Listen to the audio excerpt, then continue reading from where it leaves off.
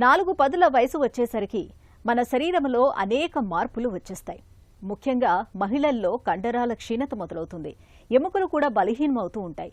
ఇలాంటప్పుడే ఆహారపు అలవాట్లను కాస్త మార్చుకోవాల్సి ఉంటుంది. రోజువారీ ఆహార పళ్లెంలో ప్రోటీన్ పదార్థాల మోతాదును పెంచాల్సి ఉంటుంది.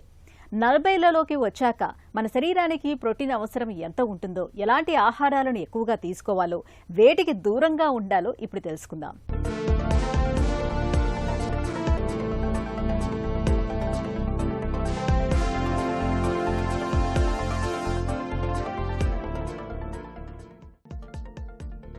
నాలుగు పదుల వయసులోకి అడుగుపెడుతున్న మహిళల జీవితంలో తెలియని మార్పులు నిశ్శబ్దంగా మొదలవుతాయి. ఉదయం లేవగానే అలసట, కీళ్లనొప్పులు, ఊడిపోయే జుట్టు, సడలించే చర్మం, ఎంత తగ్గాలన్నా తగ్గని బరువు. వీటన్నింటికీ శరీరంలో ప్రోటీన్ లోపించడమే మూల కారణమని చెబుతారు డాక్టర్లు. 40 ఏళ్లు దాటగానే మహిళల శరీరంలో ఈస్ట్రోజన్ హార్మోన్ స్థాయిలు వేగంగా పడిపోవడం మొదలవుతుంది. దీనికి తోడు సార్కోపేనియా అనే ప్రక్రియ వల్ల ప్రతి 10 ఏళ్లకు దాదాపు 3 నుండి 8% కండరాల ద్రవ్యరాశి క్షీణించిపోతుంది. ఇక మన సంప్రదాయ భారతీయ ఆహారంలో పిండి పదార్థాలు ఎక్కువగా, ప్రోటీన్లు చాలా తక్కువగా ఉంటాయి. రోజు పప్పు, అన్నం తింటున్నాం కదా అనుకోవడం అతిపెద్ద పొరపాటు. ప్రోటీన్ అనేది శరీరానికి కేవలం కండరాల పుష్టియే కాదు, హార్మోన్ల సమతుల్యతకు, ఎముకల దృఢత్వానికి, మెటబాలిజం వేగవంతం కావడానికి అత్యంత అవసరమైన పోషకంగా చెబుతారు పోషకాహార నిపుణులు. 40 సంవత్సరాల తర్వాత స్త్రీలు ఎటువంటి మాంసకృతులు తినాలి, ఎంత తినాలి అన్నది చాలామందిలో ఒక అపోహ కింద ఉంది. ఎక్కువ తినాలా, తక్కువ తినాలా, ఏం చేయాలని.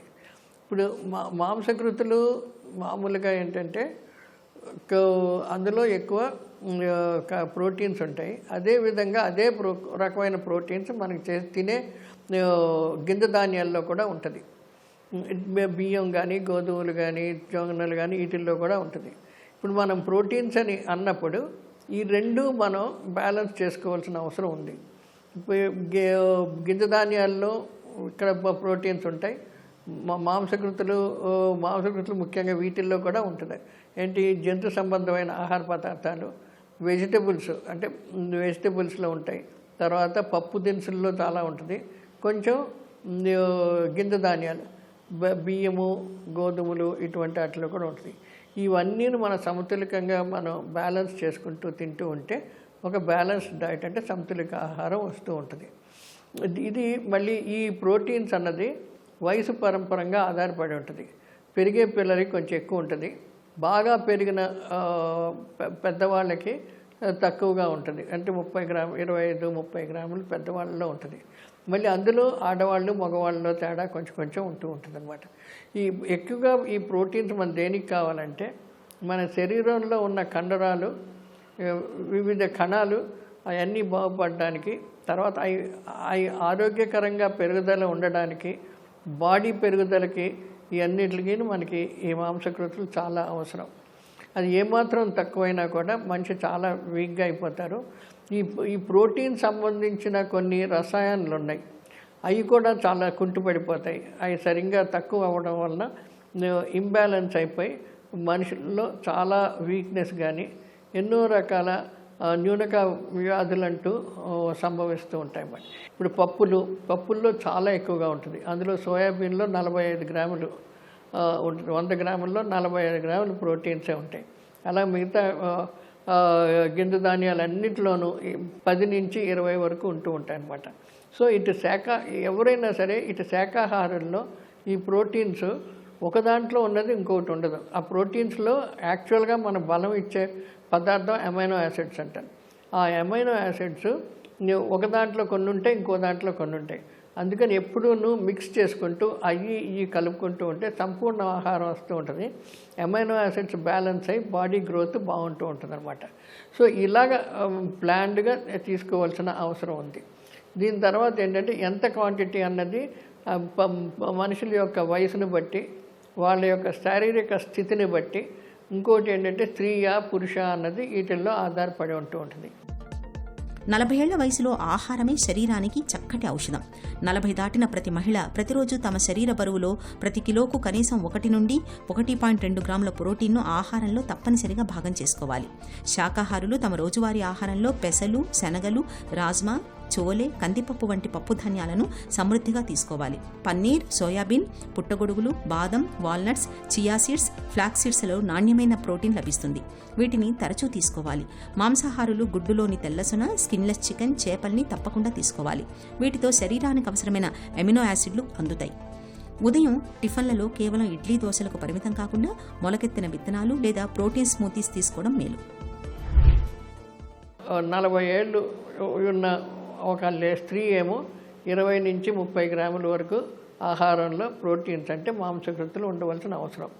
ఇవన్నీ మనకి పప్పు, గుడ్లు, చేప, రొయ్యలు, తర్వాత మటను ఇవన్నిటిలోంచి వస్తూ ఉంటాయి.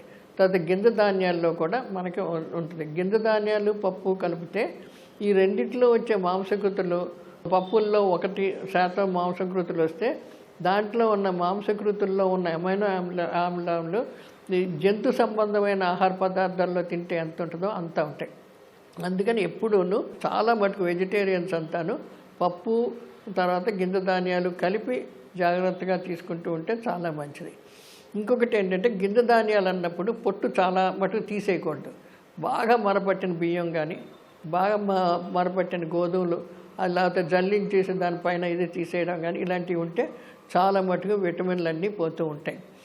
ఇంకోటి మొలకెత్తిన గింజలు, ఇప్పుడు పప్పులు ఉన్నాయి రకరకాలుగా, కొంచెం మొలకెత్తించి అవి సాధ్యమైనంత మటుకు ఎక్కువగా అంటే ఉడకబెట్టకుండా, వేయించకుండా సాధ్యమైన ఎంత ఫ్రెష్గా తినగలిగితే అంత తింటూ ఉంటే అందులో బి కాంప్లెక్స్, అదర్ వైటమిన్లు శరీరానికి సంభవిస్తాయి. కానీ అవి బాగా ఉడకబెట్టి అవన్నీ చేస్తే దాంట్లో మాంసకృతులు మాంసకృతుల ద్వారా వచ్చిన ఇంధనాలు ఏదన్నా ఉంటే అదే వస్తుంది. మిగతా వైటమిన్లు, మినరల్స్ అంటే ఖనిజ లవణాలు ఏమన్నా ఉంటే చాలా మటుకు నశించిపోతాయి. ఇది ఒక్కటి వండే పద్ధతుల్లో మటుకు మనం ఎంత పోషక విలువలు మనకు లభ్యమవుతుందో అది ఆధారపడి ఉంటుంది అన్నమాట. అదొకటి జాగ్రత్తగా ఆలోచించుకోవాల్సిన అవసరం ఉంది.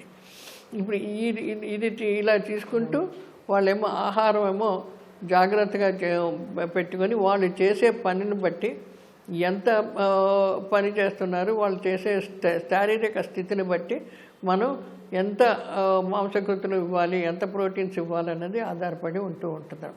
ఈ చిన్నపిల్లలు, ఎదిగే పిల్లలకి చాలా ఇదైపోతాయి అంటే 10 నుంచి 20 గ్రాముల మధ్యలో ఉండాలి. బాగా పెద్దవాళ్ళకేమో 20-24 అలా ఉంటుంది. గర్భిణీ స్త్రీలకి కొంచెం ఎక్కువగా 30 గ్రాముల వరకు ప్రోటీన్లు ఇవ్వవలసి ఉంటూ ఉంటుంది. అదే మా పురుషునికి కూడాను 30 గ్రాముల వరకు ప్రోటీన్స్ వచ్చేలా చూసుకోవాలి.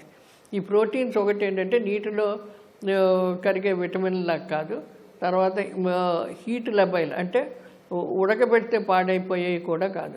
చాలా మటుకు ఉడకబెడితే అది మన శరీరానికి లభ్యమయ్యేలాగా అవి మారుతూ ఉంటాయి. కాబట్టి ప్రోటీను వేడి చేసినా, ఉడకబెట్టినా, ఫ్రై చేసినా, ఏది చేసినా దాంట్లో ఉన్న అమైనో ఆమ్లాలు నశించిపోవు, ఒంటికి పూర్తిగా లభిస్తూ ఉంటాయి. అలాగని చెప్పి చాలా హై హీట్లో పెట్టేసి డీప్ ఫ్రైలు చేస్తే మరి అందులో కొంచెం ప్రాబ్లమ్స్ రావచ్చు, లేకపోతే తగ్గించిపోవచ్చు. అవి మటుకు సాధ్యమే.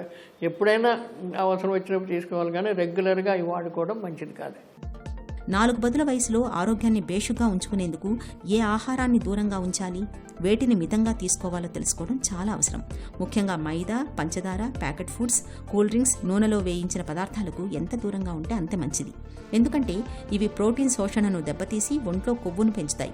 ఇక తెల్లటి అన్నం, దుంపకూరలు, టీ, కాఫీలను చాలా మితంగా మాత్రమే తీసుకోవాలి. రోజు మొత్తంలో చాలినన్ని నీళ్లు తాగుతుండాలి. ప్రోటీన్ సమృద్ధిగా ఉండే ఆహారంతో పాటు నిత్యం అరగంట పాటైన స్ట్రెంగ్త్ ట్రైనింగ్ వ్యాయామాలు, యోగాసనాల్ని సాధన చేయాలి. ఈ అలవాటు ఎముకలు గుల్లబారకుండా కాపాడుతుంది. ఈ జాగ్రత్తలు 40 ఏళ్లలోనూ ఆరోగ్యాన్ని పదిలంగా ఉంచుతాయి.